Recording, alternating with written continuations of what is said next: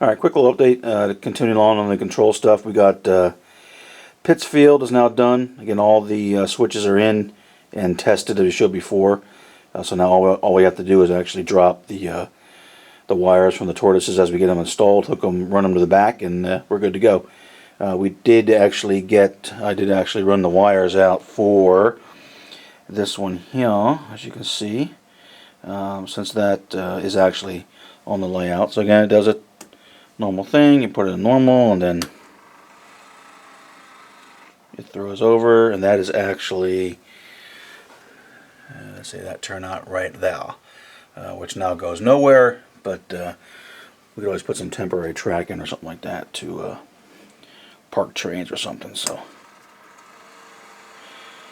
it does its thing. I also ran the actual cables back for this particular switch, and then the two crossovers, and actually this one as well, since they were all kind of grouped together. So they're all actually run back. So all I literally have to do in that case is put the tortoise in and hook it to the terminal block, and it's good to go. And we'll show you how we tested that one.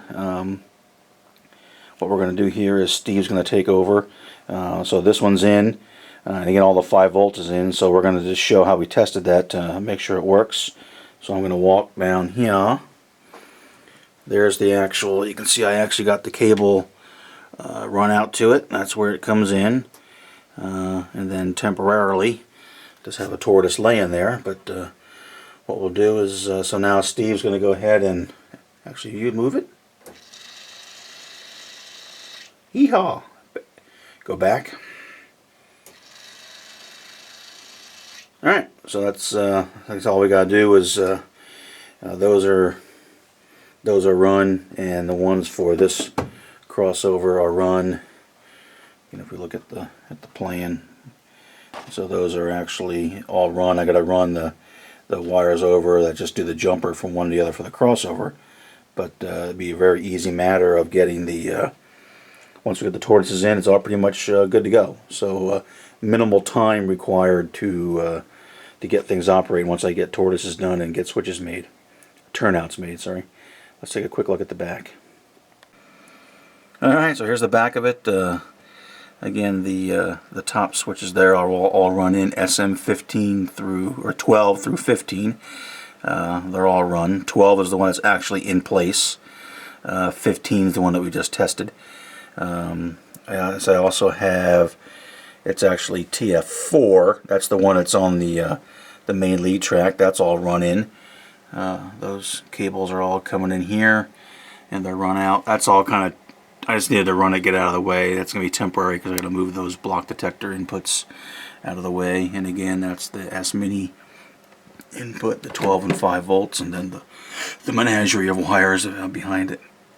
So that's the back. So that's the finished view of the Pittsfield. So now basically all we have to do when we do this is install the tortoises, run the cables back, except for the ones that we already have in, and hook it up. So again, minimal time. Just wanted to kind of work ahead a little bit to make it easier. Again, I did save the white wire here is saved, and I also saved the other white wires here, just in case something ever goes wrong with that little 24 gauge wire.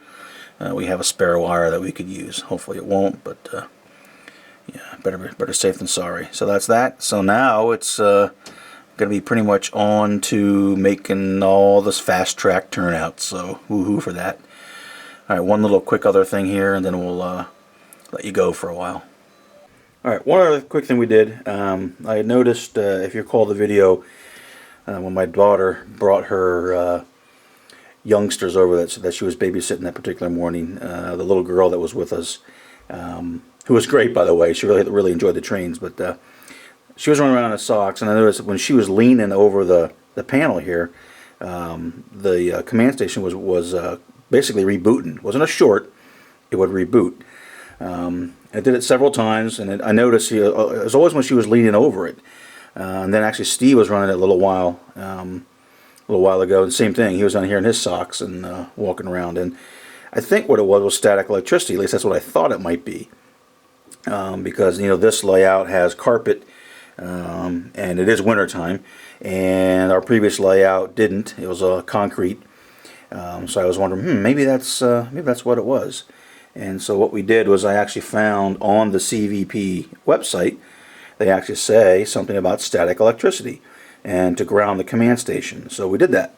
I'm just going to pop this just for fun, just to show what we did. Getting down there in the, I might not see it, but right there at that, where the terminal is, right there at the that one there, that's the ground. That's actually out of the literature that's available right on the CVP USA website. So did that, and thus far, notice there's been no additional problems. So that's I think that's what it was. Interesting, huh? Like I said, there's the actual instruction from the website itself. It shows you where to put that little ground. So and a note to myself when I did it. So that seems so far to have worked out, and at least thus far we haven't had any other odd reboots of the system. So just wanted to pass that along as another little thing we're doing here. So stay tuned for more as events warrant. Alright, so we did a little proof of concept here. In the other video we mentioned the having an electrically locked hand operated switch, and the mesh you see here is just kind of a proof of concept. I drilled out the board.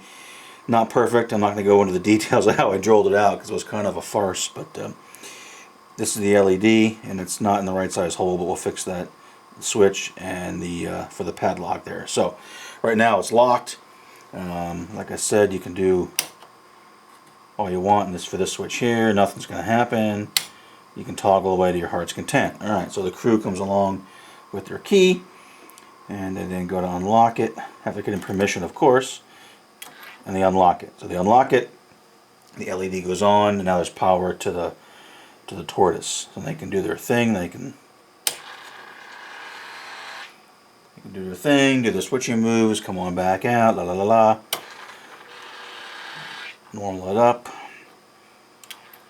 Lock, LED, this simulates the padlock being back on. And as one poster said, don't forget the key, we don't want to lose them. And away they go. So now I don't have this other contact here. Will be the one that will be normally grounded. That'll indicate to the dispatcher or the computer that the switch is locked. So that'll change state. And one thing I wanted to, so you go like that. You can reverse it. Now we will also have indication off of the tortoise for the position of the switch, because right now it's in reverse, because you actually can basically do that and walk away and leave it in reverse.